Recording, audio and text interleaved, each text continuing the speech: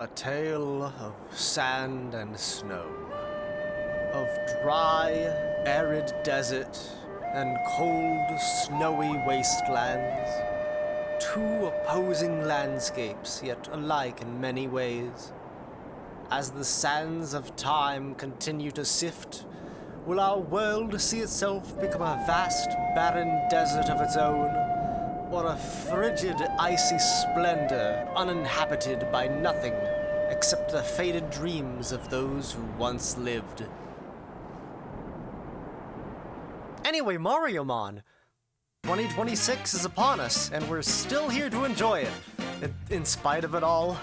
And what better way to start the year off strong than wrapping up some loose ends? Folks, this is it. What may very well be the final Mariomon video for the 1.4 patch.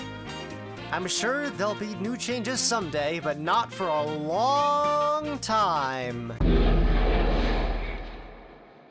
Hey, what was that? For now though, let's go over the last of the mons I never went over in the previous two videos. Like the Dry Bones video, I'm going to rapid fire certain meta developments that have occurred in the interim, and other mons I've wanted to mention but haven't really found a great place to bring up. Let's start off with 3 steel types that have really made a name for themselves: Ironclft, Lacatu, and Chomp.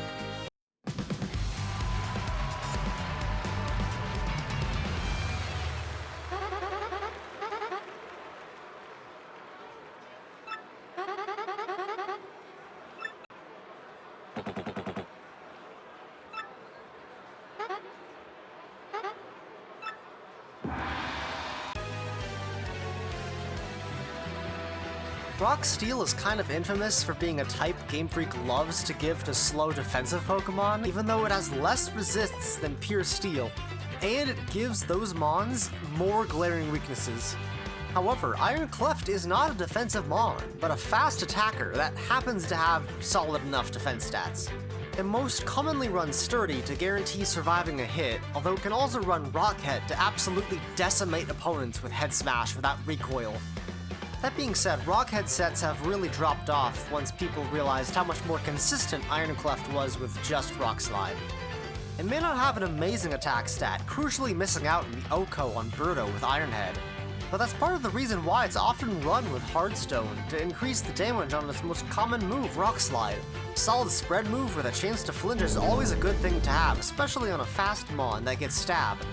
Just Rock Slide and Ironhead, it hits several top-tier mons for super effective damage, including Birdo, Magikoopa, Maul, Blue Yoshi, Mr. Blizzard, who we will get to, and most importantly, outspeeding and hitting both Blarg and Angry Sun, making it the de facto answer to Sun teams outside of Rain. And that's not all. It has a very impressive toolkit with utility options such as Taunt and Wide Guard, Spiky Shield as a better Protect, Priority with Accelerock, and Shell Smash as an excellent setup option.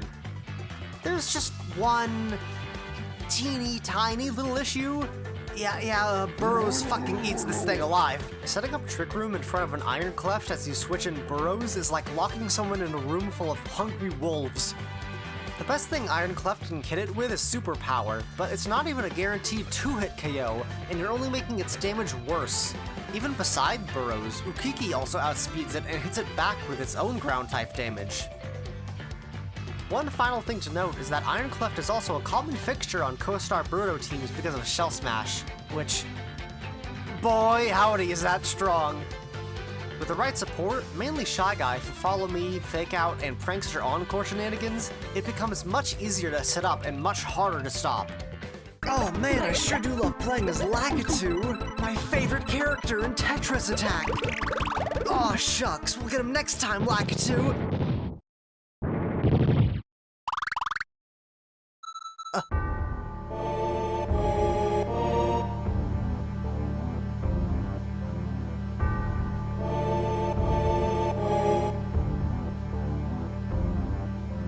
So, what if you wanted Ironclft, but you really weren't a big fan of getting destroyed by all the ground types? Well, you're in luck, because Lacatu is basically just Ironclft again. They have a lot in common, but both serve different team styles. Lacatu is Steel Flying, making it immune to ground types, but it still has Stab on Rock Slide thanks to its Rocky Payload ability. Does anyone remember Bombardier? I swear Gen 9 is either absolute banger designs or the most forgettable nothing burger mons out there. Anyway, unlike Ironclft, Lacatu is far worse bulk, but it makes up for that by having 100 base attack instead of base 90, and 110 base speed instead of base 90. It also has Spiky Shield and Shell Smash like Ironclft, though it trades out Taunt and Wide Guard for Tailwind and Coaching. The added damage and speed really does matter here, as not only does it speed tie with Magikoopa, but has a high chance of OHKO and Birdo with Meteor Mash. All that being said, I would still rank Ironclft higher, and that all comes down to opportunity cost. Would you really want to run Lacatu, or would you rather run the ultimate flying type utility mon with Ironclft, or the fastest non-priority Tailwind setter in the game with flying type spread damage with Ironclft? You also need to sacrifice Focus Sash with Lacatu, unlike Ironclft, which has it built in. It's still a very good mon, but those subtle differences give Ironclft an edge. But all in all, Lacatu is a very nice side grade if you're not a fan of Ironcleft's flaws.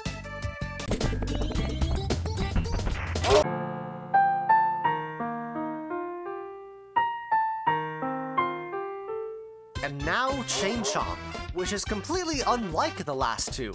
It's a slow, beefy steel type that is excellent in Trick Room, typically running AV to make up for the weaker special defense stat.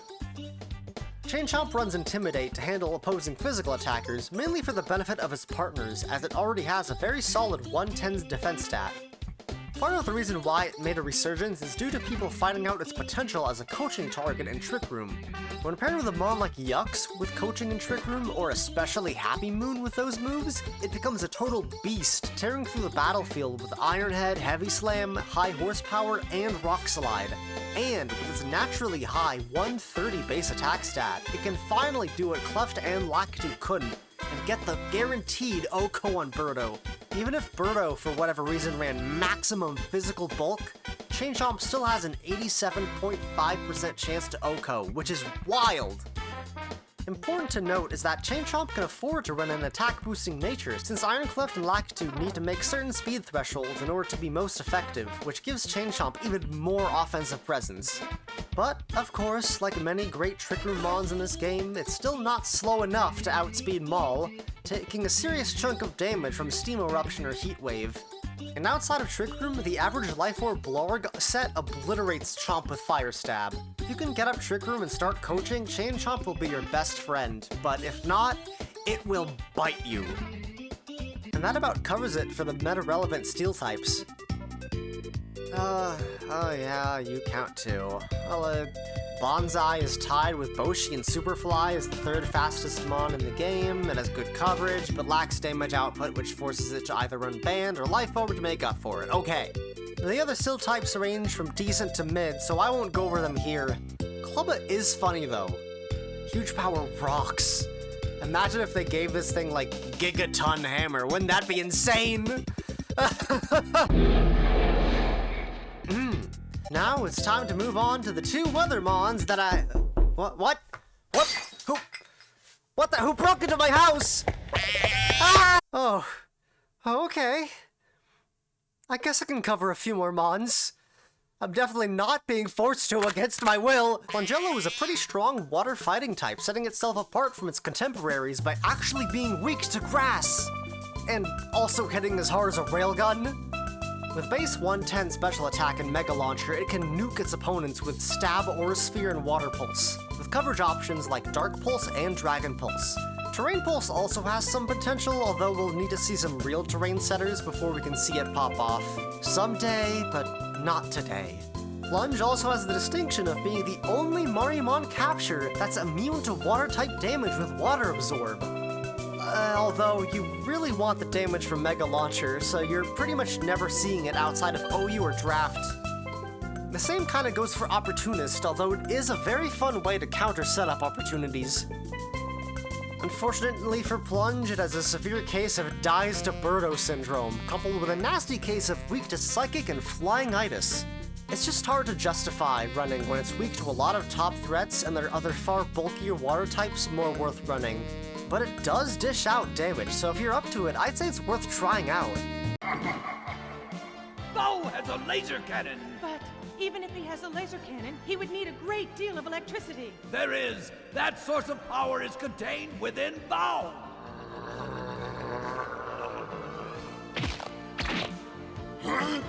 Bow! Bring dark thunder!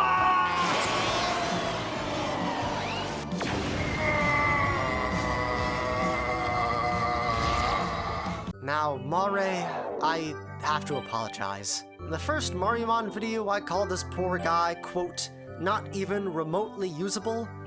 And to that I say, I was unfamiliar with this game.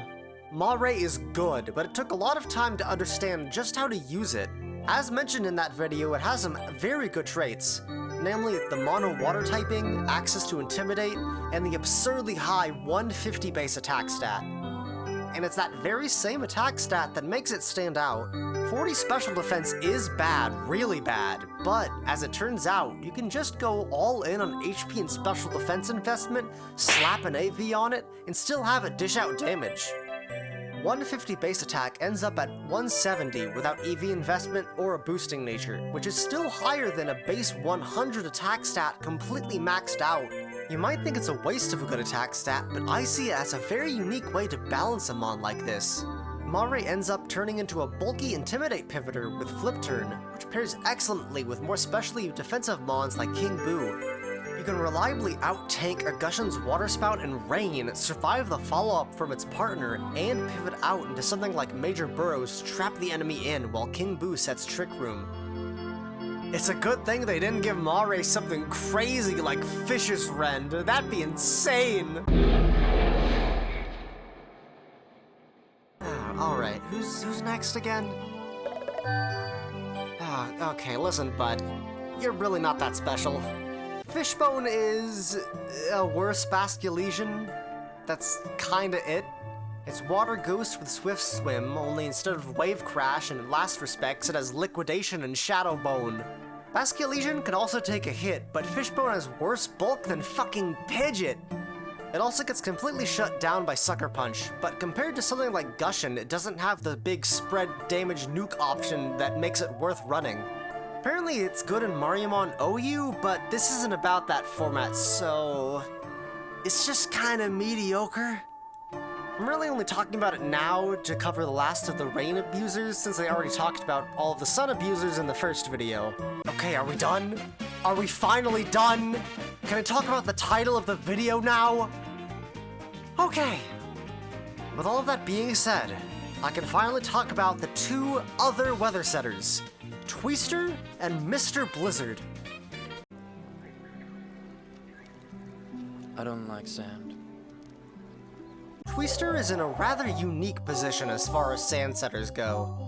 It isn't a rock type like Tyranitar, so it doesn't get the special defense boost from sand, and it doesn't have nearly the same natural bulk or recovery of fellow monoground type Hippowdon, but it does have a lot of speed and a solid special attack stat.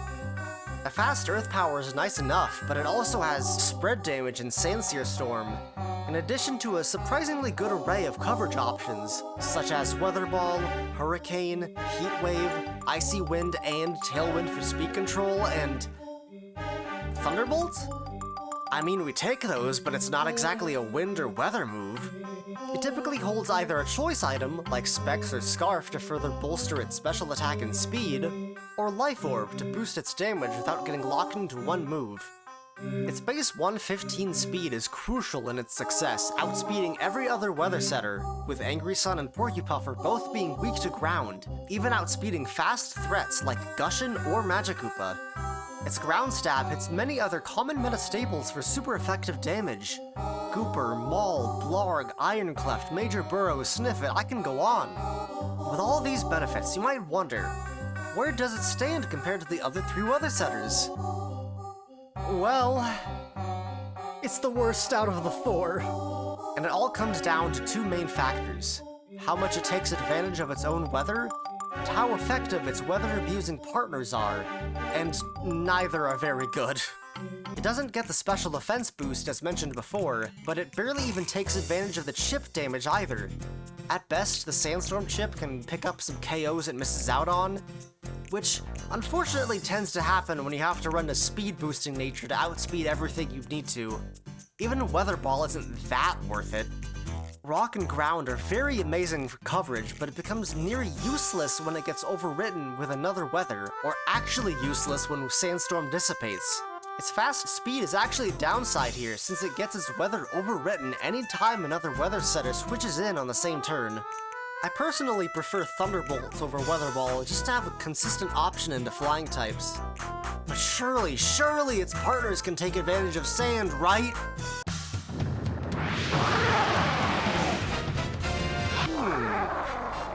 Aristocrat has Sand Rush, that's pretty good. And Fast Glare is always nice. Coil is nice for setup, even if it's a little hard to pull off in doubles. Fast Rock Slide never hurts, so what's the problem here? Well, its only good stab move is Earthquake, which would hurt Tweester, and more importantly, it's mono ground just like Tweester, so you double up on the same weaknesses. I don't think Histo is necessarily a bad mon, but it's just in a very awkward spot. Definitely good in draft though. Earth Eater and Coaching are very handy. Now then, since Sand Veil isn't real, we move on to Sand Force, which even in the mainline games is very uncommon competitively. All of the mons that have Sand Force just have better abilities they'd rather use, including setting sand in the first place. Mariomon Sand Force users are pretty much the same way. Major Burrows has Arena Trap, Histocrat has Sand Rush and Earth Eater, Tweester literally has Sandstream, and that just leaves us with Womp and Yellow Yoshi. You never see either of them in VGC because of just how overshadowed they are by the other ground types. Even with Stab, Headlong Rush, and Head Smash for big damage, Womp would much rather run Solid Rock to cover its terrible 4x weakness to water and dreadful special bulk. While Yellow Yoshi is a bit better, with more HP, attack, and special defense, it's another mono ground type that just doesn't do much different compared to all of the other ground types out there.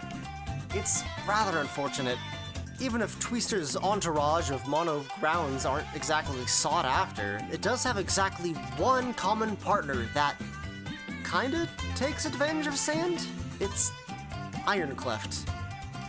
And all it gets out of Sand is the 50% special defense boost, which tends not to matter much in most games, but sometimes, it survives the special hit because of it. It's really just there to be the rock-type coverage Tweester always wanted, dishing out fast rock slides alongside its Dust Devil of a partner. It's less of a Sand abuser and more of a Sand lover if you think about it. Two more things to note about Tweester is that you very rarely see it on rain teams to get the most out of Sandsear Storm, since it otherwise has to gamble on the 80% hit rate outside of rain. It's forced to run Sand Force just so it doesn't overwrite rain, but fast ground-type damage is really good. The other thing is that there's a particularly devious team that pairs Tweester with Gravity Magic Koopa and Lovely Kiss Birdo. Gravity grounds every flying or levitating mon on the field, and it makes moves much more accurate, giving Tweester the perfect opportunity to just start blasting things away with Sandsear. Couple that with Birdo's now perfectly accurate sleeping move and spread fairy damage, and you've got yourself quite the strong combination. Tweester's not bad by any means, it's honestly quite good, but Sand as a functional weather archetype is just non-existent in Mariomon. Next up is the last of the 4 weather setters, Snow, summoned by the one and only Dr. Freezegood, Mr. Blizzard.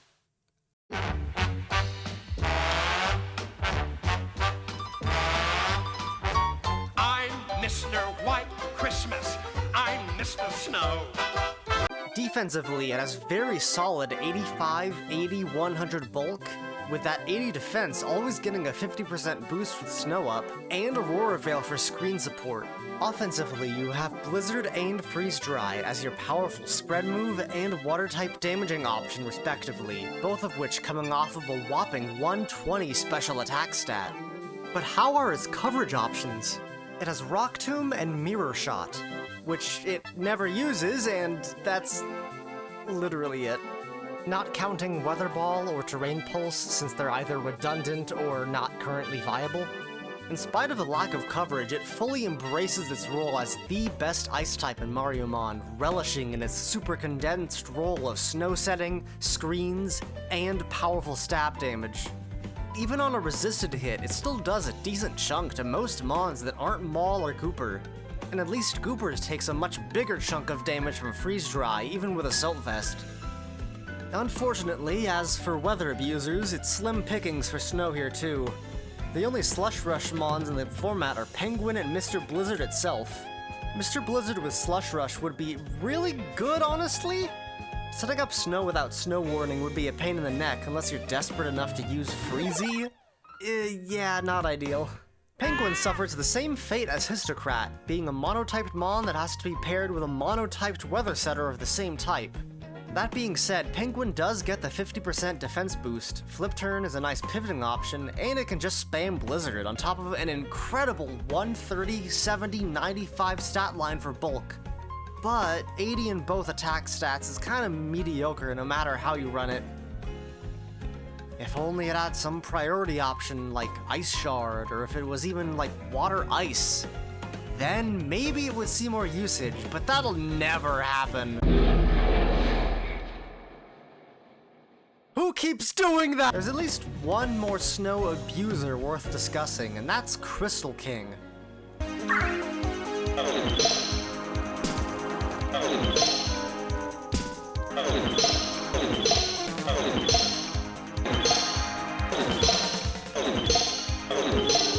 Crystal King is a bit of an odd case. It has a really good base stat total at 520, tying with Mr. Blizzard, with a massive 135 special attack, the second highest in the whole format. It's also the only mon in the game with Calm Mind, giving it an offensive setup option. It's perfect for when you're sitting behind Veil and Snow, maybe dodging hits with Snow Cloak. Heck, 80 base speed is on the higher end, so it outspeeds most mons while hitting the faster ones, typically flying types, for big damage with Blizzard. But alas, big numbers and useful moves aren't everything. Being an Ice Ghost type, it leaves itself wide open to a lot of moves that just destroy it. It's weak to Sucker Punch and Knockoff, Blarg just tears it apart with Heat Wave, Sun in general just sucks for it, and has a real hard time breaking through Gooper or Maul. Snowcloak is also just inconsistent. It's by design, of course, but I think people just take a look at that one Articuno tournament win and think it can always work, when it only really worked because of the kind of set Articuno was running, and the fact that Terra existed. Articuno has much better bulk, Terra Ice gave it more damage while giving it less weaknesses, it ran Choice Specs for more damage, and it has Freeze Dry so it can hit water types. Even without Snow Cloak, its only other ability is Refrigerate, which boosts Tri-Attack, so it's slightly stronger than Ice Beam? Yeah, not even giving it Hyper Voice like Boshi would necessarily fix things, cause it already has Blizzard for spread. I guess there's always Hyper Beam. Hey, editing Minty here. So, a Snow team with Crystal King just won a tournament, and it was Choice Specs, which coincidentally is also what that Articuno ran. Yeah, that's probably the way you want to run Crystal King, actually. Calm Mind isn't real. A way to describe Snow is that, while Mr. Blizzard is a fantastic mon on its own, it really needs Snow active to be as good as it is. If something like Porcupuffer or Angry Sun switches in, suddenly you can't set up Veil, you have much worse defense, and your Blizzards are going to start missing. And when you're a pure Ice type, you don't want to compound that with more Ice type partners in a format where Blarg can completely destroy teams with Life Orb or Sun boosted Heat Waves. It's better than Sandstorm, since having Snow up actually does something for the team, but it's really just the Mr. Blizzard show. And with that, we've finally covered every type of weather in Mariomon VGC. From the ever scary and always viable Sun and Rain, to the of Sand and Snow, with some extra guys thrown in there for some extra flavor. You know, I really like how the format has shaped up over the months. The rise and fall of certain mons has been very interesting to witness. It goes to show that you can never really expect things to stay the same forever. Though it has been quite a long time since we've had any changes. I mean, with the same set of tools for over 7 months, you start to wonder how even a small change could change the format forever. Oh well, I guess we'll just have to wait for Luigimon. Or Mariomon 2.0, I guess. Okay, seriously, who keeps playing that music? What does it mean? Wait. No. Don't tell me. There's a new Mariomon balance patch just for Pokeathlon! What are the patch notes? Oh my god. Oh my god. Oh my god!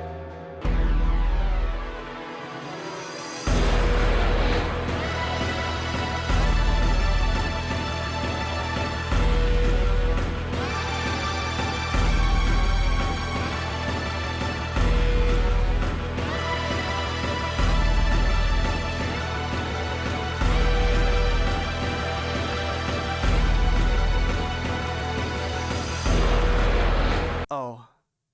This changes everything.